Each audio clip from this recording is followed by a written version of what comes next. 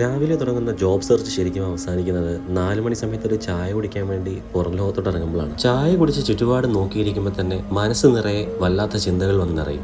നാട്ടിൽ കിട്ടുന്ന ചായയോളം വിലയില്ലെങ്കിലും 1.5-2 ദിറംസിനൊക്കെ ഇവിടെ കിട്ടുന്ന ഫ്രഷ് മിൽക്ക് ചായ ശരിക്കും ഒരു ആശ്വാസമാണ്. നാട്ടിൽ നിന്ന് കണ്ടതും അറിഞ്ഞതുമായുള്ള വിദേശ രാജ്യത്തെ ജീവിതം ഗ്രൗണ്ട് റിയാലിറ്റിയിൽ അത്ര എക്സൈറ്റിംഗ് ഒന്നുമല്ല. നാട്ടിൽ നിന്ന് ദുബായിലോട്ട് വണ്ടി കയറുമ്പോൾ മനസ്സ് നിറയെ സ്കൈ സ്ക്രൈപ്പറിലുള്ള ജീവിതവും കോട്ടും സൂട്ടും അണിഞ്ഞുള്ള ഓഫീസിലുള്ള യാത്രയുമൊക്കെ ആയിരുന്നു. ദുബായിലെ മെയിൻ സിറ്റിയിൽ നിന്നും മെയിൻ റോഡുകൾ ഒക്കെ മാറിയുള്ള ഇത്തരം ചെറിയ ടൗണുകൾക്കെല്ലാം ഏകദേശം ഒരേ ചായയാണ്. ശരിക്കും ജീവിതം പഠിക്കണമെന്നുണ്ടെങ്കിൽ ആദ്യമേ തന്നെ സിനിമകളിലൊക്കെ കാണുന്ന പോലത്തെ വലിയ വലിയ കെട്ടിടങ്ങൾക്കിടയിലേക്ക് പോകാതെ ദുബായിയുടെ ഈ പഴയ നഗരങ്ങൾ പറഞ്ഞു തരുന്ന ചില പാഠങ്ങളുണ്ട്. അത് കൃത്യമായി പഠിച്ചാൽ ആകാശം ഇടിഞ്ഞ് വീണാലും കുലുങ്ങാതെ നിൽക്കുന്ന ഒരു അസൽ പ്രവാസിയായി മാറാൻ സാധിക്കുകയുള്ളൂ. നിങ്ങൾ ഇപ്പോൾ കാണുന്നത് ഇന്നത്തെ പാഠം പഠിച്ചു കഴിഞ്ഞ് വരുന്ന 2 ജൂനിയർ പ്രവാസികളെയാണ്. എന്റെ പിന്നിൽ നടന്നു വരുന്ന ആ ചെറിയ പ്രവാസി എന്തിനാണ് ഇങ്ങനെ ഓടുന്നതെന്നല്ലേ നിങ്ങൾ വിചാരിക്കുന്നത്? ആളൊരു ഇൻവേർട്ടറാണ്. ചിരിച്ചും കരഞ്ഞും ചിന്തിച്ചും അങ്ങനെ ഒരു ദിവസം കൂടി അവസാനിച്ചു. അറബിക്കടലിൽ സൂര്യൻ താഴുമ്പോൾ മാനത്തിന് പൊന്നിന്റെ നിറവാണ്. എന്നെ പോലുള്ള പ്രവാസികളുടെ സ്വപ്നത്തിന്റെ നിറം.